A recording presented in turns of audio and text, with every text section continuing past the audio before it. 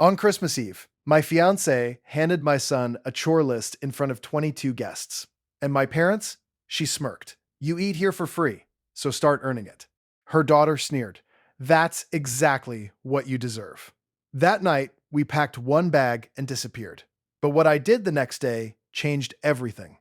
She slid the paper across the table like she was serving a legal notice. Christmas Eve, 22 people in the room, my parents at the far end. Candles. The lamb I'd spent 3 days cooking. And my son Owen, 9 years old, in a little button-down shirt he'd picked himself because he wanted to look nice, picked up the paper, read it, and looked at me. Not at Miranda. At me. You eat here for free, Miranda said, with the smile I'd spent 14 months telling myself was confidence. So start earning it. Her daughter Madison, 16, already a copy of her mother, looked at Owen and said, "That's exactly what you deserve." Owen folded the paper in half, set it on his lap, and looked at me with a face I'll spend a long time trying to describe accurately. It wasn't hurt. It was something quieter and more final. The face of someone who has been watching the truth arrive from a long way off and has decided to stop pretending they don't see it. He's 9. He shouldn't have that face. I need to tell you what was on that list, because this isn't about one bad night. This is about 14 months, about a dog named Philippe, and about what my son understood long before I did.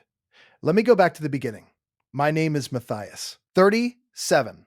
I live in Raleigh, North Carolina. I'm a journalist. Investigative features, local government. 11 years in. Single dad since Owen was 3. His mom is in Portland now. We co-parent the way divorced people do when they genuinely still respect each other. It works, but it costs something every time. Owen is everything. Specifically, he makes me pancakes on Sundays when he can tell the week was hard, without announcing it. Just puts the plate down. He reads my case files and gives feedback sharper than my editors sometimes. He argues like a tiny lawyer. It's been just the two of us for most of his life, and we built something real in that space. So when I met Miranda Carmichael at a work event, she was PR, I was press, technically adversaries, which was probably part of the appeal. I told myself on the very first date, Owen is the whole equation. He likes her, we move forward. He doesn't. We stop. Only variable that matters. I should have listened to myself more carefully. Miranda was 41, polished in the way certain women become polished after a hard divorce. Something burns away, and what's left is all surface and strategy. She had a daughter, Madison, 14 when we met, a condo in the nicer part of Raleigh, a career she was excellent at, and Philippe, 4th date, her condo. She opened the door, holding, cradled in her left arm, with years of practiced ease, a chihuahua, maybe 2 kilograms, enormous eyes pointing in slightly different directions, giving him the permanent expression of someone who has recently received mildly disappointing news about the universe. He was wearing a tiny burgundy velvet blazer with what appeared to be functional pockets. This, Miranda said, in the tone reserved for Renaissance paintings or very old wine, is Philippe. He's wearing a blazer, I said. He always dresses for dinner, she said, since he was a puppy. And I, 11 years of professional skepticism, said that's adorable, and completely meant it. Because in isolation, a small dog in a small blazer genuinely is adorable. I wasn't wrong about that. I was just missing all the context. I want to be clear. I love animals. I had a golden retriever named Captain for 12 years and cried at his death in a way not proportionate to what adults are supposed to do in public. Zero shame about that. I believe pets are real family members with real emotional lives. But what I walked into in Miranda's condo was not pet ownership. It was a constitutional monarchy with a schedule of state functions, a wardrobe department, a grooming minister, and a hierarchy in which every human present ranked below the crown. I was a visiting dignitary who had not yet been briefed on the court structure. We dated 5 months. By then, I knew Madison. 14 going on 43. With her mother's talent for making you feel insufficient without saying anything directly impolite.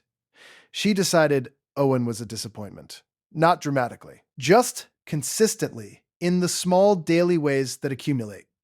Owen tried anyway, made her a playlist once.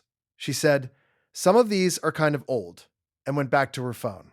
He didn't make another playlist. We got engaged in April. Saturday morning, back porch, coffee, no speech, just a ring and a question, and she said yes. I was genuinely happy. I thought I'd found something real.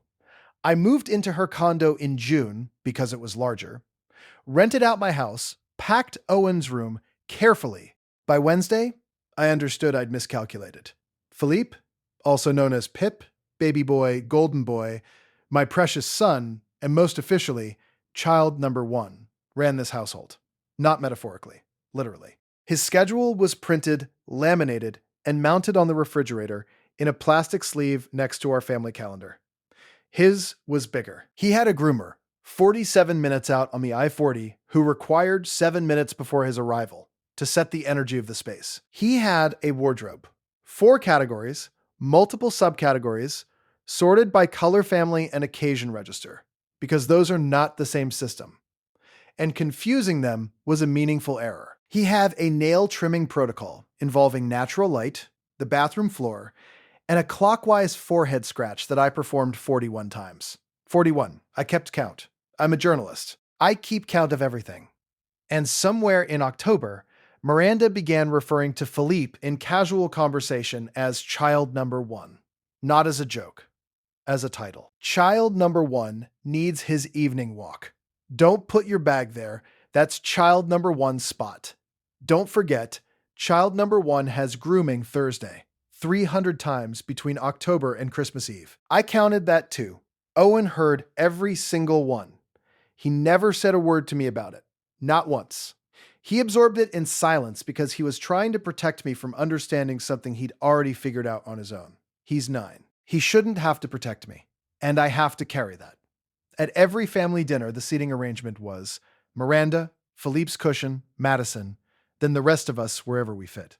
Owen sat at the far end, near the kitchen. Easier for refills, Miranda said once when I looked at it too long. He's 9 years old. He's not the sommelier. Christmas Eve, my parents up from Charlotte, David, 68, a man of 17 words per week placed with surgical precision, and Patricia, his wife of 41 years, who has never raised her voice at a family dinner in her life. Miranda's mother, Carlotta, 3 rings per hand, opinions about everything. 6 of Miranda's friends, 2 of Madison's, a cousin I'd met once. Work colleagues, 22 people. The table extended with 2 additional leaves. The lamb on it, I'd gotten up at 5 a.m. to get the timing right. Candles lit. Philippe at the head of the table on his cushion, in his velvet Christmas suit with gold buttons and a tiny Santa hat he wore with the dignified resignation of a monarch fulfilling a ceremonial obligation. A hand-lettered card in front of him on cream paper. Head of table, Philip Child, number 1. Owen at the far end. Near the kitchen. The dinner was fine. Not warm, fine. Wine moving. Miranda's friends paying their usual court to Philippe with the practiced compliance of people who have long since accepted a local governance structure. Then Owen asked for more potatoes. He asked Madison, who was nearest the bowl. She was on her phone. He said her name. She scrolled. Said it again. She didn't look up, so he reached across carefully and served himself. The movement startled Philippe. Philippe made a sound, and Miranda reached into the interior pocket of her blazer and placed a folded sheet of paper in front of Owen. Slid it. In front of 22 people. In front of my parents. In front of the lamb I'd gotten up at 5 a.m. for. You eat here for free, so start earning it. Madison looked at Owen. That's exactly what you deserve. I took the paper from Owen, typed, formatted, 2 fonts, body text in one, the special section in another, as if it required its own typographic gravity to carry its full weight. At the top, bold, centered, household contribution schedule. Owen, provisional household member. Provisional, she typed that word. Daily tasks. Make bed before 8 a.m., wipe bathroom counter after use. Set dinner table each evening, full setting for all household members, including Philippe's place. Ceramic bowl, not the backup bowl. Silver spoon, linen placemat. Clear and rinse dishes after meals. Sweep kitchen floor after dinner. Child number 1 daily duties. Refill Philippe's water bowl at 9 a.m. and 3 p.m. precisely. Not 8:50, not 3:15. 9 and 3. Philippe's internal schedule is calibrated to the light patterns in this apartment. He knows. Filtered water only. No ice. Wakely tasks. Vacuum living room. Philippe's cushion area requires hand attachment only. Do not bring the full vacuum within 18 inches of his spot in any direction. The vibration causes unnecessary stress. Assist with Philippe's weekly meal prep. Portion his food, warm to exactly 68 degrees Fahrenheit using the kitchen thermometer, third drawer behind the silicone spatulas. Serve in the ceramic bowl. Stir before serving. Monthly tasks. Accompany child number 1 to his grooming appointment with Chloe Ann. Ride in the back seat with Philippe to monitor his comfort during the drive. Bring the silver travel bowl, not the blue one. The blue bowl is associated with the veterinary visit of 2001 and causes anxiety upon visual contact. Wait in the car with Philippe when Matthias speaks with Chloe Ann. Learn the post-groom settling routine from Matthias and eventually manage it independently. Then the special section. Different font. Its own header, your responsibilities to your brother. Philippe is not a pet. This is important and non-negotiable. Philippe is child number 1, a full family member with established seniority that predates your arrival and must be respected accordingly. As a newer and younger household member, you have specific responsibilities toward your older brother. 1. Wardrobe assistance. Philippe's wardrobe is organized in labeled storage bins. Warm neutrals left. Cool neutrals right. Brights center in Roy G. Biv order. Red, orange, yellow, green, blue, indigo, violet. Left to right. Do not mix linen with cotton even when colors coordinate. The textures are perceptible to Philippe, and mixing disrupts his comfort. Retrieve pieces without unfolding or reshaping them. 2. Nail care. Observation and eventual independence. Observe Matthias's nail trimming sessions until you can perform the task independently. Left paw first. Philippe is left dominant. 1 millimeter maximum per clip. Half a training treat between each nail. Clockwise forehead scratch with 3 middle fingers upon completion. Counterclockwise causes anxiety. Once Matthias confirms your readiness, this responsibility transfers to you. 3. Grooming support. On grooming days, sit with Philippe in the back seat. Keep him calm, wait with him in the car. Learn the post-groom settling routine from Matthias over the coming months, and manage it independently. 4. Wardrobe rotation. At each seasonal change, help transfer Philippe's wardrobe between bins. Resort carefully after laundering. Warm neutrals left, cool neutrals right. Brights in Roy G. Biv. Do not mix the formal neutrals with the casual brights, even if they appear similar. The occasion registers are different, and Philippe reflects the wardrobe. And at the bottom, in italics, Owen. Philippe has been part of this family since long before you arrived. Contributing to his well-being and respecting his seniority is not a burden. It is what belonging to a family means. We're glad to have you here, and this list is how you show you understand that. Miranda. I put the paper down. I want to tell you what went through my head reading that list. Not anger, something much colder and much clearer than anger. His brother. She called Philippe his brother. My son, who made playlists for girls who didn't want them, who read my case files and gave me notes, who sat at the far end of the table near the kitchen for 14 months without saying a single word about it, was being assigned duties to his brother, who is a dog, who has a wardrobe sorted in Roy G. Biv order, who is child number 1, who sits at the head of the table on a cushion with a hand-lettered name card while my actual child sits near the kitchen for the refills. Counterclockwise causes anxiety. I had trimmed those nails 41 times. I had driven to that groomer 14 times, 47 minutes each way on the I-40. 7 minutes early so Chloe Ann could set the energy of the space. I had sorted the casual brights into correct spectral order after every laundering cycle. I had done all of this and told myself it was love, that this is what it looks like to merge 2 lives. You carry some of the weight, even the weight that doesn't fully make sense to you. And Miranda had taken all of that, everything I'd quietly absorbed for 14 months, and handed it to my 9-year-old son as his household contribution, as the price of belonging here, as his duties to his brother.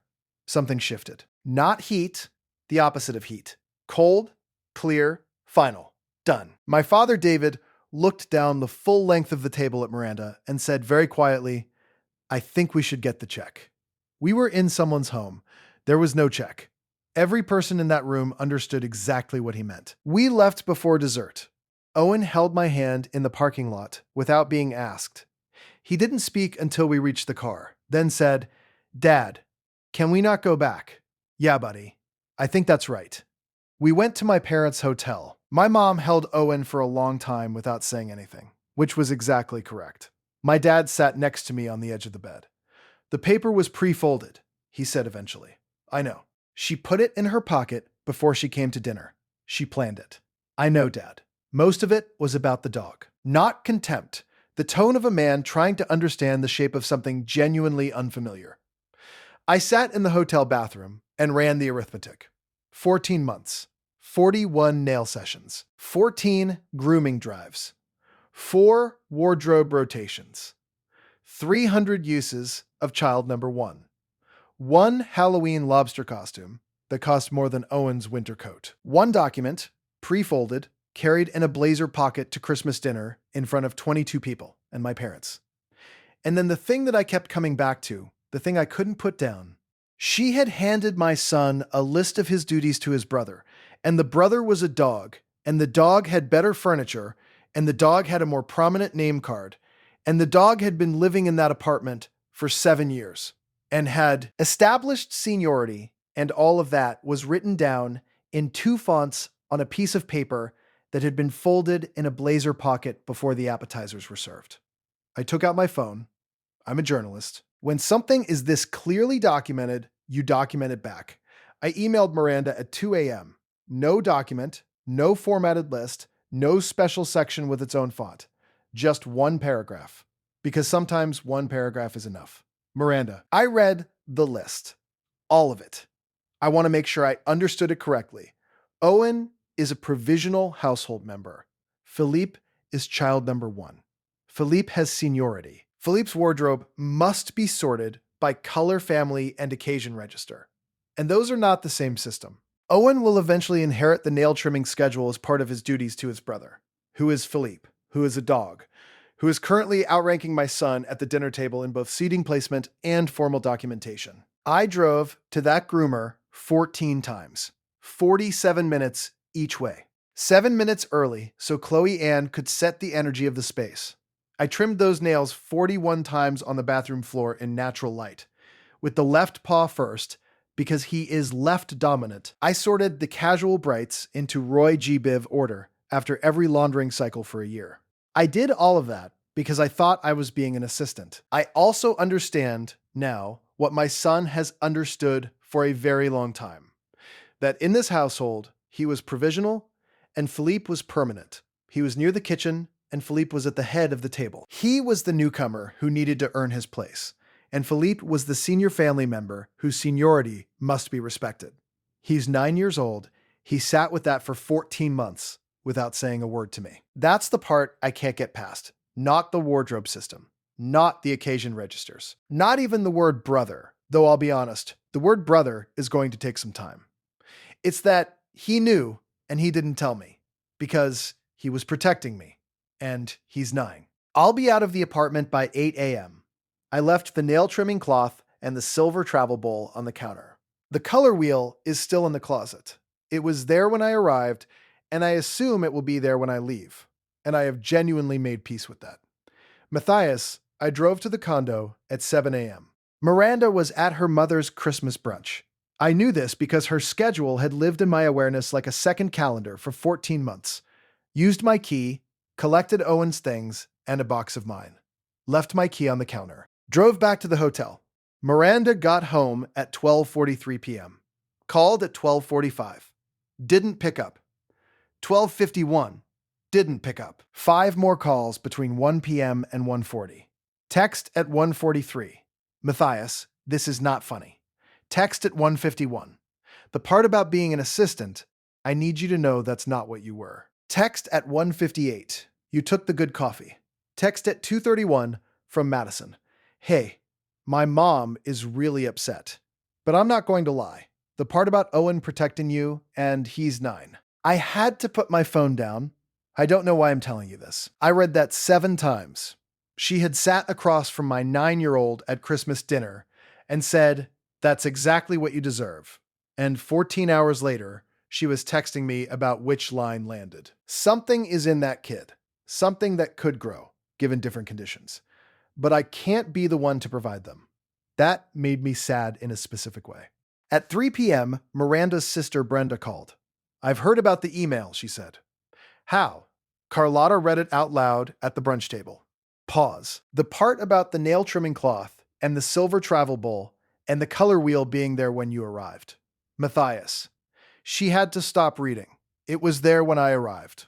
I know. Pause. I was there when Miranda installed it. I said something. She told me I didn't understand the organizational philosophy. Another pause. The assistant thing, that's what got Carlotta. She said he drove 14 times and he was the assistant. And she had to put the paper down. And then Brenda laughed. Not cruel. The laugh of someone who has been holding something compressed for a very long time and has been handed a release valve. She laughed for a long time. Apologized twice. Said provisional household member.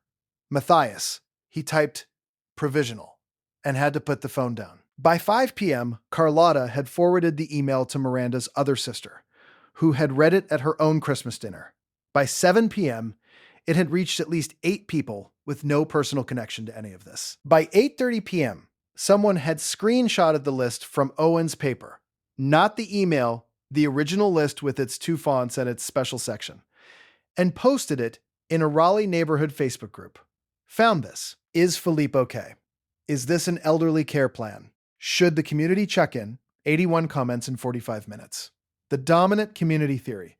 Philippe was a vulnerable elderly person with complex care needs, and the poster was an overworked caregiver in crisis. 14 people offered to bring meals. 1 offered to contact the county social services line.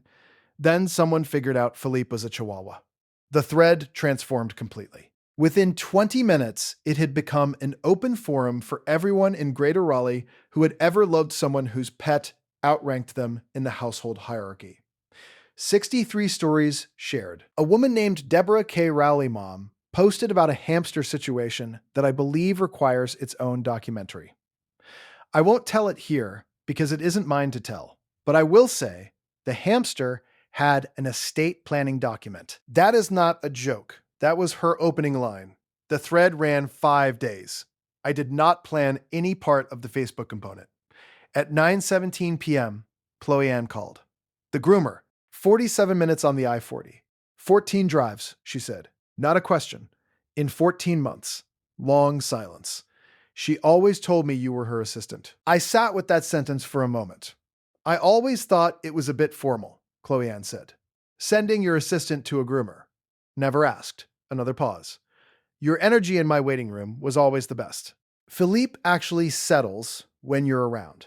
Stays wound up with most people. I've noticed he vibrates at a fairly consistent baseline, I said. He does, but less with you. That counts. One more pause. I'm sorry. You deserved better than assistant. I thanked her and hung up and looked at the hotel ceiling for a while. He settles when I'm around. Even Philippe, it turned out, was fine with me. He just had a more prominent position in the household, which, I was coming to understand, was not his fault either. Miranda called on December 26th. I picked up. We needed the real conversation. She'd processed, you could hear it. The specific calm that arrives after all the crying has cycled through and landed somewhere more honest. I read your email, she said, multiple times. Okay, the part about Owen protecting you. Long pause. Matthias. He's 9. I know he's 9.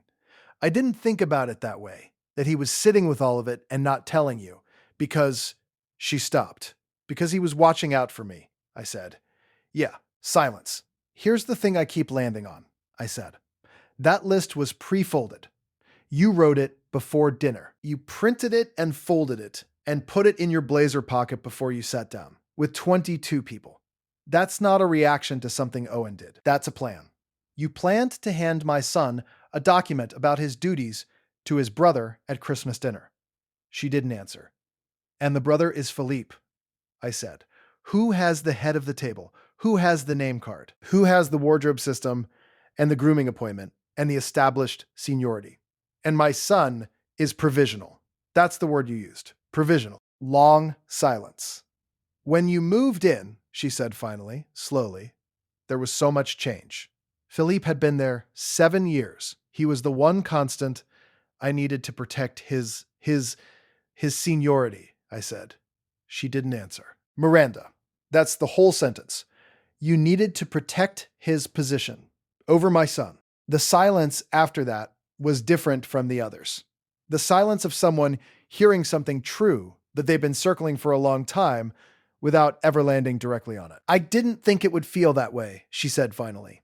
I know you didn't, I said. And I meant it. I don't think you're cruel. I don't think you planned to hurt him. I think you built a system around Philippe that made complete sense from inside it. And I think the system just quietly put my son at the far end of the table near the kitchen and called it easier for refills. And neither of us said anything about it for 14 months. Quiet. I love you, she said. That's real. I know it's real, I said. But Miranda, I need someone who loves my son the way I love him. Not as provisional, not as the one near the kitchen, as the child, as the first priority. That's not a complicated requirement. That's just the minimum. Very long silence. Is he okay? She said finally. Owen? He's making a paper chain with my mom for the hotel window, I said, because it's the holidays and the room needed decorating. She made a sound that wasn't quite crying. Tell him I'm sorry, she said. About the list. I will, I said. And I did. My mother. Christmas morning. Owen's still asleep on the pullout. Patricia came and sat by the window and looked at me. September, she said. What? I knew in September. Owen's birthday dinner. Philippe had his own place setting. Owen was at the far end. She shook her head once. I should have said something then. I thought you needed to find it yourself. I was wrong to wait. Matthias. Full name. Severity register. She typed a document assigning your child responsibilities to a dog. Called the dog his brother. Folded it and carried it in her pocket to Christmas dinner. In front of his grandparents. I didn't say anything. You deserve someone who loves your son the way I watch you love him, she said. That's not a high standard. That's just what it looks like when a child actually belongs somewhere. She paused. Also, she said with a very small, precise smile, your father, when I read him the part about the clockwise scratch and 41 sessions, she paused. He had to go stand in the bathroom for a moment. David, 17 words per week.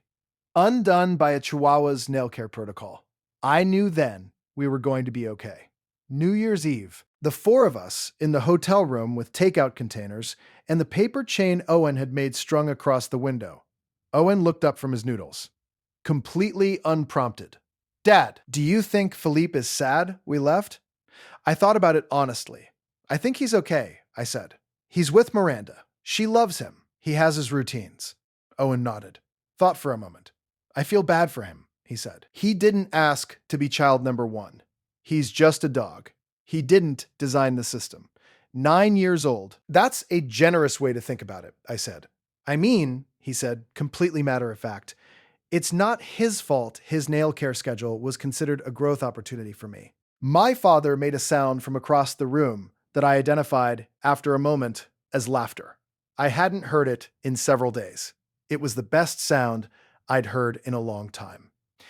I need to tell you about my relationship with Chihuahuas now, because it's ongoing. My therapist has named it, which means it's been officially recognized as something requiring structured attention. I love animals. This is not rhetorical. This is biographical fact, established over decades and confirmed by 12 years of documented grief over a golden retriever. But something happened in my nervous system.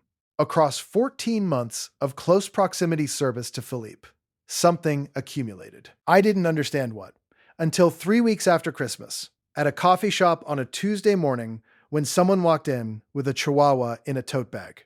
Small, eyes pointing in slightly different directions, the permanent expression of mild cosmic disappointment. The dog looked up at me. In approximately 3 seconds, I experienced a full, simultaneous recall of the list, both fonts, the special section header, the phrase, your older brother, the phrase, provisional household member, the phrase, he knows, counterclockwise causes anxiety, 9 and 3, left paw first, and Owen's face folding that paper in half and setting it on his lap at Christmas dinner. I put my coffee down, walked outside, stood in the January cold for 4 minutes. My therapist is Dr. Sandra, patient, precise, excellent. She has dedicated 4 full sessions to what she calls, with admirable clinical neutrality, the Chihuahua Association response. We've traced it carefully to its actual source, the specific grief of understanding that you occupied a lower position in someone's emotional hierarchy than you believed. And that the proof of this is a 2-kilo animal who sat at the head of the table while you cooked the lamb and your son sat near the kitchen for the refills. It's not really about Philippe, Dr. Sandra says every session. I know, I say every session. It's about what the hierarchy represented. It represented where Owen stood, I say. Provisional, below the dog. Assigned duties to his brother. And he knew it for months before I did. And he didn't tell me because he was 9 years old and he was protecting me. She found an app, gradual exposure. Generic small dogs first, then Chihuahua adjacent breeds, then full desensitization in manageable increments. I'm currently at level 3, Pomeranian with a confident posture in a domestic setting. Progress is slow. Progress is progress, where things actually stand. Miranda and I are finished. Not a wound anymore, a fact. The anger ran its course in about 8 days and came out the other side as something closer to understanding. She built a life in which a small dog occupied the absolute center of all emotional gravity and everyone else arranged themselves around it. That's not cruelty. That's a particular loneliness that organized itself around the one relationship that was reliably uncomplicated, that couldn't leave, couldn't judge, couldn't send an email at 2 a.m. about being an assistant. I understand it. I don't have to live inside it. Madison texted once in January. I'm sorry I said that to Owen. It wasn't fair. I told her I appreciated it and that I thought she was going to be okay if she kept paying attention the way she clearly already was. Thumbs up emoji. 16 years old. Maybe that's everything you can ask. Owen and I are back in my house. The tenant situation resolved itself when the boiler acted up, and they were relieved to leave, the universe providing a small structural gift. Owen's room is exactly as he left it. He put his posters back in one afternoon without asking for help. That told me everything I needed to know about his recovery timeline. We make pancakes on Sundays. I hope Philippe is good. I mean that without irony and without remainder. He's a sweet small creature who didn't design the system he existed inside. He didn't ask for the title or the head of the table. He just lived in the household he was given, accepted the position he was placed in, and did his small 2-kilo best. He settles when I'm around, apparently. That counts for something. I don't know exactly what, but it counts. The thing I keep coming back to is not the list or the Christmas dinner or even child number 1 said 300 times. It's Owen folding that paper in half, setting it on his lap, and looking at me with that face. The face of someone who has been watching the truth arrive from a long way off and has decided to stop pretending they don't see it. He's 9. He shouldn't have to be patient about this. He shouldn't sit near the kitchen because a dog needs proximity to the people who love him. He shouldn't receive a formal document about his duties to his brother who is a dog, whose nail care he was expected to eventually inherit on the standard trimming schedule, who outranked him in 2 fonts on a piece of paper that had been folded in a blazer pocket before the appetizers were served. He should be first, not child number 1 on a laminated refrigerator schedule. Just first, in the room, with me, the way it's always been, and the way it's going to stay. That's what 14 months, and 1 Christmas Eve, and 41 nail sessions, and 14 grooming drives, and a Facebook thread with 63 stories, and Chloe Ann calling from the I-40, and Brenda laughing for a full minute. And Dr. Sandra, and a level 3 Pomeranian, all added up to. My son deserves to be the child, Not the provisional household member. Not the one near the kitchen. Just the child. Just first.